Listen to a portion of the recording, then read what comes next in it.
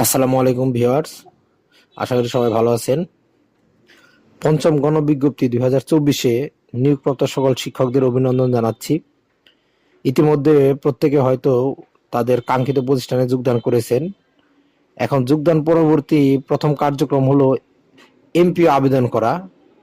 আর এই এমপিও আবেদনের ক্ষেত্রে অনেকের ক্ষেত্রে সমস্যা দেখা যাচ্ছে, আর এই সমস্যাগুলো নিয়ে আজকে আলোচনা করব। বিশেষত প্রথমেই যারা বিভিন্ন শিক্ষা প্রতিষ্ঠানে খণ্ডকালীন বা স্থায়ী নিয়োগপ্রাপ্ত ছিলেন, তারা যখন অন্য কোনো প্রতিষ্ঠানে যোগদান করতেছেন বা এমপিও আবেদন করার চেষ্টা করতেছেন, তখন তাদের উদ্ভূত সমস্যাগুলো দেখা যাচ্ছে। সমস্যাগুলো হলো পূর্বের পিডিএস আইডির জন্য রেজিস্ট্রেশন করা যাচ্ছে না, এবং আরেকটা সমস্যা হলো যারা স্থায়ী নিয়োগপ্রাপ্ত ছিলেন, স্কুল থেকে কলেজে যাচ্ছেন, তাদের ইন্ডেক্স নিয়ে সমস্যা। এখন চলুন আমরা এই পিডিএস আইডি এবং ইন্ডেক্স নিয়ে যে সমস্যা, তার কি সমাধান করা যায়। গত বছর ঠিক 2023 সালে এই দিনে আমিও একটি স্কুল থেকে পদত্যাগ করে কলেজে যোগদান করি, যে এবং আমার ক্ষেত্রে যে সমস্যাগুলো ছিল আমি কিভাবে তার সমাধান করেছি তা আজকে শেয়ার করব। প্রথমত হলো পিডিএস আইডি নিয়ে সমস্যা।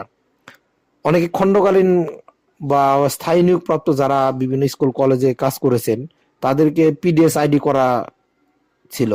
এই পিডিএস আইডির জন্য এখন রেজিস্ট্রেশন করা যাচ্ছে না এমপিও আবেদনের ক্ষেত্রে। এই পিডিএস আইডি কিভাবে ডিলিট করা যায়? প্রথমত এই পিডিএস আইডি ডিলিট করার জন্য পূর্বের প্রতিষ্ঠানের প্রধানের একটি ফরওয়ার্ডিং নিয়ে জেলা শিক্ষা অফিসের প্রোগ্রামারের কাছে গেলে তিনি 2 কর্মদিবসের মধ্যে এটি করে দিতে পারেন। ভালোভাবে যোগাযোগ করলে এটা করা যায়। এরপরে থাকে ইন্ডেক্স ডিলিট করা। বিশেষ করে হচ্ছে যারা স্কুল থেকে কলেজে যাচ্ছেন বা অন্য প্রতিষ্ঠানে যোগদান করতেছেন, এখন অনেকেই বলছে ইন্ডেক্স ডিলিট না করে আবেদন করা যাবে না। ইন্ডেক্স ডিলিট করা একটা সময় সাপেক্ষ ব্যাপার। এখন ধরুন অক্টোবরের 8 তারিখের মধ্যে আপনি ইন্ডেক্স ডিলিটের আবেদন করলেন, তাহলে এটা কার্যকর হতে হতে আপনার ডিসেম্বরের 8 তারিখের মধ্যে আপনার নতুন এমপিও আবেদন করতে হবে। এক্ষেত্রে একটা সময় সাপেক্ষ ব্যাপার। তো পূর্বের প্রতিষ্ঠানের ইন্ডেক্স নিয়ে আপনার চিন্তা করার দরকার নেই, কারণ আপনি সেখানে পদত্যাগ করে আসছেন। ওই ইন্ডেক্স ডিলিট করাটা একান্তই ওই প্রতিষ্ঠান প্রদানের দায়িত্ব। আপনি ইন্ডেক্স ডিলিট না করেও কিভাবে আবেদন করবেন তা আজকে বলে দিচ্ছি।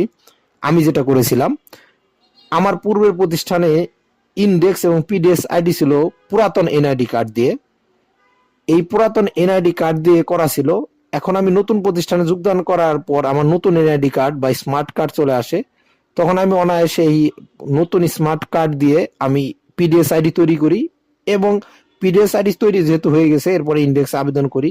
ইন্ডেক্সের জন্য আবেদন করি। ইন্ডেক্সের আবেদন করতে গিয়ে ফোন নাম্বারে রেজিস্টার দেখানো হয়েছিল, আমি ফোন নাম্বার পরিবর্তন করে দিয়েছি, কাজটা হয়ে গেছে। এখন আপনারাও যারা স্কুল থেকে কলেজে যাচ্ছেন, ইন্ডেক্স ডিলিট না করেও যাদের পুরাতন এনআইডি কার্ড আছে এবং এখন নতুন এনআইডি কার্ড আছে, যদি নতুন এনআইডি কার্ড দিয়ে আপনার পিডিএস বা ইন্ডেক্স করা থাকে, তাহলে নতুনটা দিয়ে করা যাবে।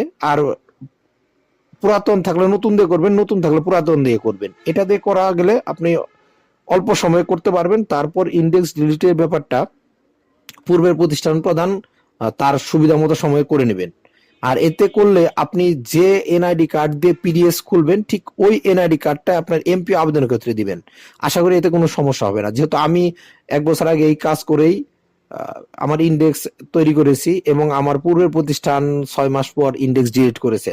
আর এই ক্ষেত্রে কোনো সমস্যা হওয়ার কথা না, যেহেতু এ নিয়ে দেখলাম বিভিন্ন গ্রুপে বিভিন্ন ধরনের প্রশ্ন ঘুরে ফিরে যাচ্ছে, অনেকে নানা ধরনের পরামর্শ দিচ্ছেন।